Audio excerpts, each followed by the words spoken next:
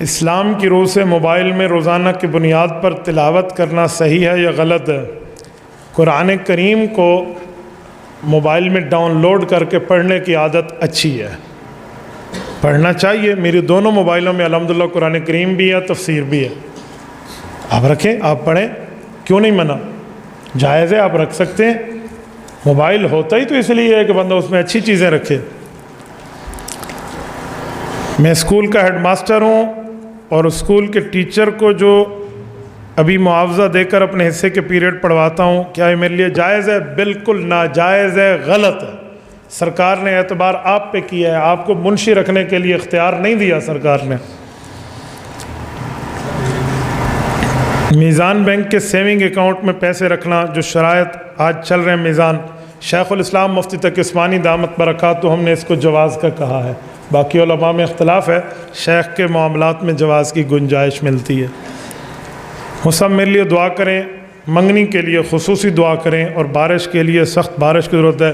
شادی بھی چاہیے اور بارش بھی چاہیے، یہ دو چیزوں کا اکٹھ مجھے سمجھ نہیں آتا، پتہ نہیں۔ زکوٰۃ بھی ضروری، بارش زبردست۔ بارشیں بند تب ہوتی ہیں جب زکوٰۃ لوگ نہیں دیتے، آپ زکوٰۃ دیں گے تو پھر بارشیں ہوں گی۔ اصل میں مولانا وجہ کچھ اور ہے، گرمیاں آ رہی ہیں نا، لوگ باہر سوتے ہیں، یہ کہتے ہیں بارش ہو تاکہ اندر سوئیں اور میری شادی ہو جائے۔ بہت اچھا، میں آپ کی وجہ سمجھ گیا ہوں، اے اللہ بارش عطا فرما دے۔ میرا بھائی بیمار ہے، پاؤں کام نہیں کرتے، دعا کریں اس کے پاؤں اچھے ہو جائے، اللہ آپ کے بھائی کو اپنے پاؤں پر دوبارہ کھڑا فرما دے۔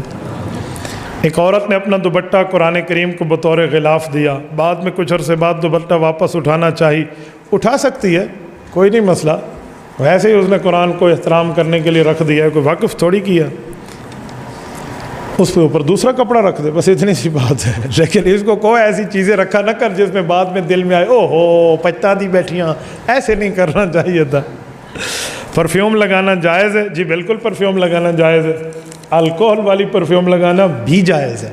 یہ جو آج کل لوگ کہتے ہیں نا کہ الکوہل والی پرفیوم لگانا، وہ الکوہل کی ایک اور قسم ہے جس کی معاملات اس پرفیوم میں آنے پہ آپ کے کپڑے پلیت نہیں ہوتے، اس کی گنجائش موجود ہے۔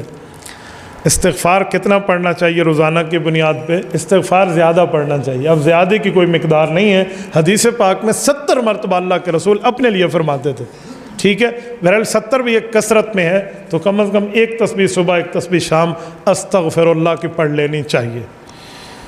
فائدہ کیا ہے، کیا انعام ملتے ہیں؟ بارش بھی آتی ہے، اولاد نرینہ بھی پیدا ہوتی ہے، اور رزق بھی ملتا ہے۔ یہ قرآن کریم میں اس کے فوائد استغفار کے لکھے ہوئے ہیں۔ کس شخص نے اپنے شیخ سے بیعت کی اور اپنے شیخ کے خلیفہ مجاز سے تجدید بیعت کر سکتے ہیں؟ شیخ سے پوچھے بغیر آپ بیعت بدل رہے ہیں، یہ بات اور یہ عادت غلط ہے۔ آپ اپنے شیخ کو اعتماد میں لیں یا اس سے اجازت لیں، پھر آپ معاملات کی تجدید کریں تو آپ کر سکتے ہیں، لیکن ایک جملہ ذہن میں رکھیں، اگر شیخ دور ہے، آپ کا تعلق اس سے نہیں ہو سکتا، آپ اپنی اصلاح اس سے نہیں کرا سکتے، پھر آپ شیخ کے ترتیب کو بدل کے خلیفہ مجاز سے بیعت کر سکتے ہیں، لیکن شیخ کی ناقدری دل میں نہ لائیں۔ دور ہے اور بات ہے، آپ اس تک پہنچ نہیں سکتے، پھر تو اس کے لیے گنجائش موجود ہے۔ باقی تکافل کی پالیسی، اس پر مجھے دل نہیں بنتا، تو جس کے لیے میرا دل نہیں بنتا میں اس کو کیسے حلت کے فتوے دیتا پھروں۔ میری بچی قرآن کریم حفظ کر رہی ہے، بعض لوگ ہمیں کہتے ہیں کہ عورتوں کے لیے قرآن حفظ کرنا اچھا نہیں ہے، وجہ یہ ہے کہ عورت کی جب شادی ہو جاتی ہے تو اس کی ذمہ داری بڑھ جاتی ہے، قرآن کی حفاظت نہیں ہوتی، یعنی قرآن بھول جاتی ہے۔ میں تو ایسی عورتوں کو نہیں جانتا، میری ماں نے قرآن کریم پڑھایا، اپنی 7 بیٹیوں کو پڑھایا، اور اپنی امی سے ہم نے بھی حفظ کیا، 12 بچوں کی ماں ہے میری ماں، اس سے تو کبھی قرآن کریم نہیں بھولتا تھا تو امی کے تھپڑ یاد آتے تھے، ہمارے لفظ سیدھے ہو جاتے تھے۔ یہ نہیں ہے، اپنی سستی سے کوئی قرآن، کل کوئی لڑکا قرآن بھلا دے تو پھر کیا کہو گے؟ لڑکوں کو بھی نہیں پڑھنا چاہیے؟ یہ لڑکی اور لڑکے کا فرق اسلام نے نہیں کیا، یہ اپنی طبیعت اور اپنے مزاج کی بات ہے، اس کو شریعت اور دین کی بات نہ بنائے۔ میں تو کہتا ہوں ایک خاتون کا پڑھ جانا ایک مرد کے پڑھنے سے زیادہ بہتر ہے۔ پہلا مدرسہ تو ماں کی گود ہوتی ہے نا، پہلا مدرسہ تو حضرت حسین رضی اللہ عنہ نے میدان کربلا میں جو قرآن سنایا اور قرآن پہ عمل کر کے دکھایا، وہ حضرت فاطمہ کی گود سے سیکھا تھا۔ تو بچی کو پڑھ جانا بہت زیادہ اچھا ہے۔ ہاں، بچی کو ساتھ یہ کہیں بیٹا دہراتے رہنا، اس کو ماحول اچھا دیں، جس جگہ اس کی شادی کرے وہ دیندار ہو تو کوئی قرآن پڑھتی رہے گی۔ آپ جو 100% کٹر دنیا داروں میں شادی کریں گے تو پھر تو قرآن بھولے گا ہی نا. آپ ترتیب دینداری کی دیکھا کریں. آج کل لوگ شادی میں پیسے کی بنیاد دیکھتے ہیں, دین نہیں دیکھتے. اور خدا کے بندے پیسہ تو ختم ہو جائے گا, دین دیکھیں.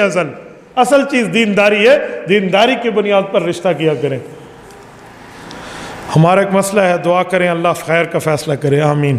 ہماری والدہ بیمار ہے, اللہ ان کو صحت کاملہ عطا فرمائے. والدین جب ناراض فوت ہو کر چلے گئے ہوں, یہ کیا لکھا ہے جی؟ وظیفہ ان کی روح کو سکون ملے. تو اس کے بعد کون سا وظیفہ پڑھیں جو ان کی روح کو ثواب ملے؟ اچھا. والدین جب آپ سے ناراض گئے ہیں تو دو باتیں ہیں. آپ نے ان کا حق کھایا تھا تو ان کا حق ان کے ورثاء تک پہنچا دو. ایسی بات نہیں تھی کہ حق کھایا ہو, صرف کچھ اوپر نیچے کے معاملات تھے, تو پھر دو باتیں ہیں. اپنے ماں باپ کے لیے استغفار اور ایصال ثواب کرتے رہو, پڑھ کے ان کو بخشتے رہو, تاکہ ان کا نیکی والا اعمال نامہ تو کھلا رہے گا. حدیث میں یدعو لہو, جو اولاد پڑھ کے بخشے گی ماں باپ کو ملے گا. نمبر 2, اپنے والدین کے دوستوں کے ساتھ تعلقات اچھے رکھو. آپ کی امی کی سہیلی ہے تو اس کو خالہ سمجھو, اس کے گھر میں بھی کچھ لو اور دو. لو کے بجائے دو بہتر ہے. آپ کے ابو کا دوست ہے تو اسے اپنا چچا سمجھو اور اس کے ساتھ اچھائی کے تعلقات رکھو. کل قیامت میں جب آپ کے والدین اٹھیں گے تو ان کو آپ کی گئے ہوا نامہ اعمال میں نیکیاں بھی ملیں گی اور اپنے دوستوں کی سفارش بھی ملے گی کہ آپ کا بیٹا بہت اچھا ہے, تو امید ہے وہ آپ سے راضی ہوں گے. ایک مریضہ کل اسلام آباد میں دل کا آپریشن ہے, اللہ پاک صحت کاملہ سے نوازے. سعد محترم, میری والدہ کینسر جیسی موذی مرض میں مبتلا ہے. میں بھی دعا کرتا ہوں, آپ بھی دعا کریں, اللہ پاک اس مرض سے ان کو نجات عطا فرمائے. کوئی وظیفہ, رب اخرجنی مخرج صدق رب ادخلنی مدخل صدق واخرجنی مخرج صدق واجعل لی من لدنک سلطانا نصیرا, یہ پڑھا کریں. اس کی پوری ترتیب ہے, تسبیح پڑھ کے 313 مرتبہ پانی پر پلا دیا کریں. انشاءاللہ 24 گھنٹے میں ایک بار اللہ پاک کرم فرمائیں گے. امام صاحب 3 نمازوں میں بلند آواز سے قرآن پڑھتا ہے اور باقی 2 نمازوں میں کیوں آواز بلند نہیں کرتا؟ تو امام کو سمجھانا چاہیے کہ باقی 2 پہ بھی اونچا پڑھا کر. سری اور جہری نمازوں کا فرق ہے. ہمارے نبی پاک نے 2 نمازوں کو سری رکھا ہے, ظہر اور عصر کو. 3 نمازوں کو جہری رکھا ہے, فجر, مغرب اور عشاء کو. ہم اس طرح کرتے ہیں, حضور نے کیا ہے, ہم نے کیا. اس کی کوئی وجہ اسلام میں بظاہر اس طرح موجود نہیں ہے, لیکن جو علماء نے اپنے اندازے سے بیان کیا نا, وہ میں بتا دیتا ہوں کہ اللہ پاک کی 2 صفات ہیں, جلال اور جمال. جلال کا معنی رب کا غصہ اور جمال کا معنی رب کی نرمی.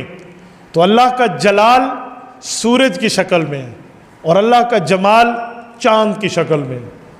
جب جلال ہوتا ہے نا سورج کی شکل میں, تو اللہ جب جلال میں ہو تو امام کو چاہیے کہ خاموشی رہے.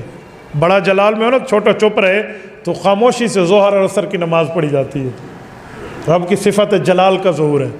صبح, مغرب, عشاء میں اللہ کی صفت جمال کا ظہور ہے. جب بڑا جمال میں ہو تو پھر چھوٹے بول جایا کرتے ہیں. اس کی بس اپنی طرف سے میں نے وجہ دے دی ہے.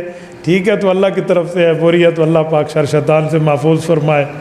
یہ میرے خیال میں آپ کے قریبی دارالافتاء کا مسئلہ ہے, یہ قریبی علماء سے پوچھیں. جزاکم اللہ تعالی. انجینئر محمد علی مرزا. جی ہاں, یہ فضائل عمل کوئی بیان کرتے فیس بک پہ آتا ہے. جی ہاں, فضائل عمل کو جنس کا جھوٹا ٹکٹ کہتے ہیں. جی. کس عقیدے میں ہے؟ ایک انجینئر صاحب ہیں انٹرنیٹ پر, ان کا کام ہے سارا دن انجینئرنگ کرنا. انجینئرنگ کا پتہ ہے آپ کو مطلب کیا ہے؟ سڑک سیدھی ہے یا ٹیڑھی ہے وہ سیدھا کر دے, تھلی صحیح بنی ہے یا غلط ہے وہ سیدھا کر دے. اور اس انجینئر صاحب کا آج کل کام یہ بن گیا ہے کہ وہ مسئلوں کو سیدھا کر رہے ہیں. تو بھئی اس کے لیے عالم ہونا ضروری ہے. انہوں نے کوئی کتاب علم کی نہیں پڑھی, وہ خود اپنے مطالعے پر 4 کتابیں اٹھا کر آٹومیٹک مفتی بن گئے ہیں. اس لیے دین سیکھنا ہے تو عالم کے پاس ہے. اس انجینئر صاحب کو میں نے کئی بار پیغام بھجوایا ہے, ان کے شاگردوں نے ہم سے رابطہ کیا. میں نے کہا انجینئر کو کہو یا تو زبان بند کر لے اور یا عالم بن جا. عالم بن جا. پھر کہتے ہیں اس نے مولویوں کی دکان بند کر دی ہے. میں نے کہا مولویوں نے دکان نکالی کب ہے, کس نے بند کر دی ہے؟ ایسی بیوقوفانہ ذہن ہے. شیعت سے لے کر مماتیت تک تمام فرقوں کا ملغوبہ ہے, اور وہاں پر اپنی گمراہی عقیدوں کو بیٹھ کر پھیلانا, اس سے اللہ محفوظ فرمائے.